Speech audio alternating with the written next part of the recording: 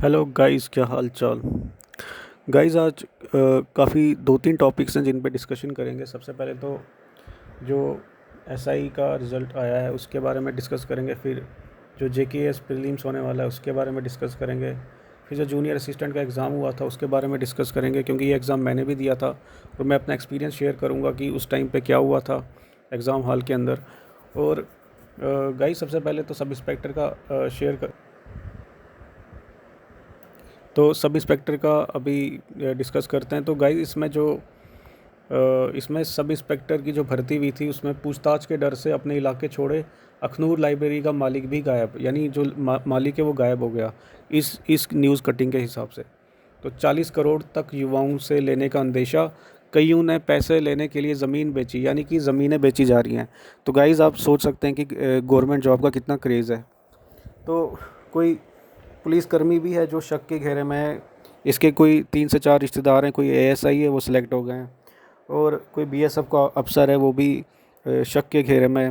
Guys मुझे लगता है कि इसमें अगर कोई दोषी पाए जाते हैं तो उनके खिलाफ़ सख्त कार्रवाई होनी चाहिए, और ये एग्ज़ाम रिकंडक्ट ना करवा के जो बाकी जेन्युइन कैंडिडेट्स हैं और जो भी इस पे दोषी पाए जाते हैं उनको डिबार कर देना चाहिए, और जो जेन्युइन कैंडिडेट्स हैं उनमें ये मेरिट जो है उनमें बांट देना चाहिए, और फिर जो है फिर से रिज़ल्ट निकालना चाहिए। क्योंकि अगर रिकंडक्ट करवाया जाता है तो बहुत ज़्यादा टाइम वेस्ट होगा और फिर वो जेन्युइन कैंडिडेट्स के लिए भी अच्छा नहीं है। बट खैर ये लास्ट डिसीजन तो एडमिनिस्ट्रेशन का ही होगा। गाइस जो अभी केएएस का है, तो केएएस का अभी 26 जून जो है उसकी डेट है। तो फ़िलहाल तो इस पे एक केस भी चल रहा है। तो ये आप देख सकते हैं कैट में कोई केस चल रहा है। ये केस कोई एक्स सर्विसमैन से रिलेटेड है जो कि एज रिलैक्सेशन मांग रहा है कि भाई मैं एक्स सर्विसमैन हूँ, लेकिन शायद वो लोअर लेवल के जो एक्स सर्विसमैन होते हैं उन्हीं के लिए एज रिलैक्सेशन मिलती है, बाकियों के लिए नहीं। तो उसी से रिलेटेड जो है ये एज रिलैक्सेशन डिमांड की जा रही है।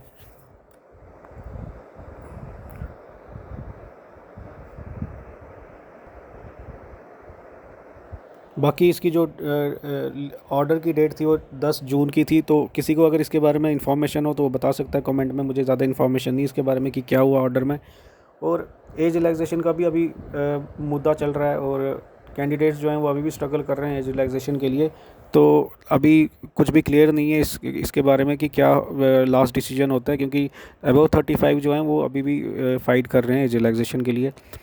तो बाकी जो अभी एग्ज़ाम है मुझे लगता है कहीं वो शायद हफ्ता 10 दिन के लिए शायद हो सकता है पोस्टपोन हो जाए, क्योंकि चीज़ें जो है वो अभी भी स्लो स्लो चल रही हैं, और काफ़ी सारे इश्यूज़ हैं जैसे डेफिशिएंसी लिस्ट वगैरह वो अभी आउट होनी है। तो हो सकता है कि ये बाई 1 वीक और 10 डेज़ ये पोस्टपोन हो जाए, लेकिन अभी आप 26 जून की डेट ही लास्ट कंसिडर करके चलो। तो बाकी क्योंकि इसमें अभी आप देखो पीएलओ डीएलओ उसकी भी नोटिफिकेशन आउट होनी थी वो भी नहीं हुई, केसीएस की होनी थी वो भी नहीं हुई।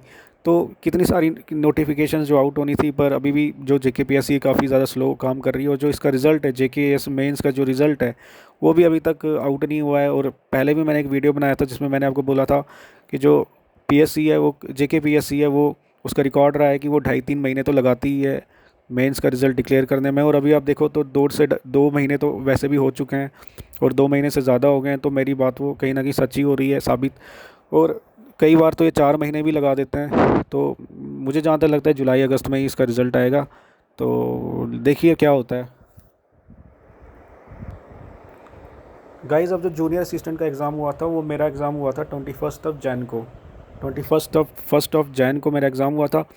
31 दिसंबर को जो इसका टाइपिंग टेस्ट है वो ख़त्म हुआ था, और कैंडिडेट्स को लग रहा था कि शायद ये लेट होगा एग्ज़ाम, लेकिन फिर जेकेएसएसबी ने ये 20 जनवरी को ही कंडक्ट करवाया।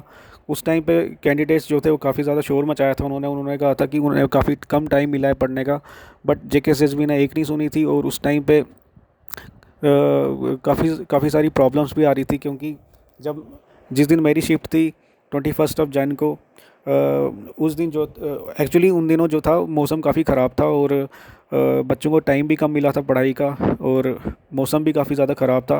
रोड्स ब्लॉक थे, बर्फ़बारी हो रही थी, और कोरोना का भी काफ़ी पीक टाइम चल रहा था। और फिर बाद में जेकेएसएसबी को पोस्टपोन करना पड़ा था एक एग्ज़ाम, और काफ़ी ज़्यादा मीडिया में भी जेकेएसएसबी को लेकर काफ़ी उसकी थू थू हुई थी। तो उसके बाद जो मेरा एग्ज़ाम था ये भटिंडी में एक सेंटर है कोई ईशल ऑनलाइन करके, वहाँ पे मेरा एग्ज़ाम था और 2 बजे की मेरी शिफ्ट थी। तो जब मैं वहाँ एंटर हुआ तो सबसे पहले तो वहाँ पे जो भी एसओपीज़ वगैरह है वो कोई प्रॉपरली फॉलो नहीं की जा रही थी। और कई बच्चे मैंने देखे थे जो ग्रुप बना के भी आए हुए थे, दोस्त यार भी थे।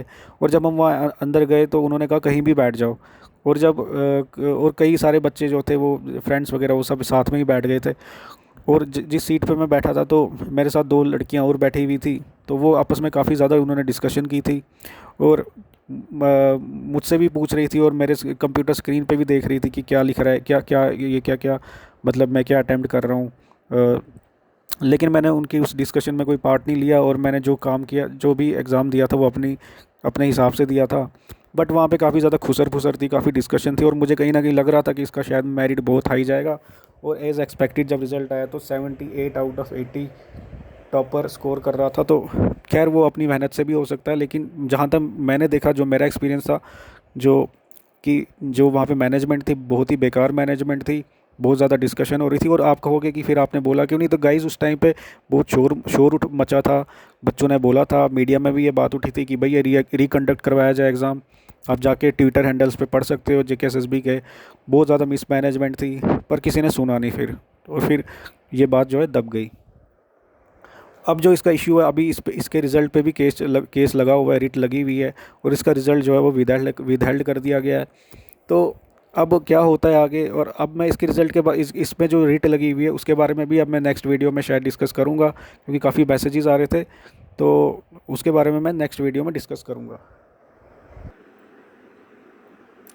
बाकी गाइस जो लीगल असिस्टेंट का एग्ज़ाम है अभी उसकी 15 जुलाई की डेट पड़ी हुई है, तो अब उसके बाद ही कुछ बोला जा सकता है कि इसमें क्या होगा।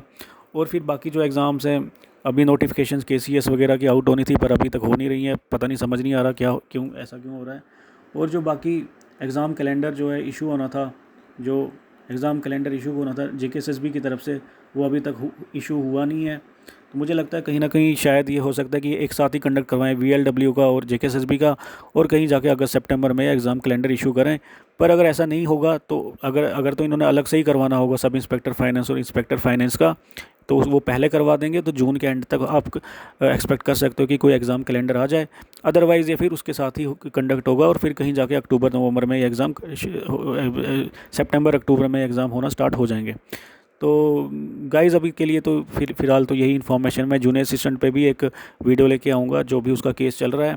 और बाकी अगर कोई और इशू है तो आप कमेंट में बता सकते हैं, मुझे इंस्टाग्राम पे मैसेज कर सकते हैं, मैं लिंक डाल दूँगा। और मेरे टेलीग्राम लिंक चैनल का भी लिंक नीचे डिस्क्रिप्शन में दिया हुआ है। Thank you.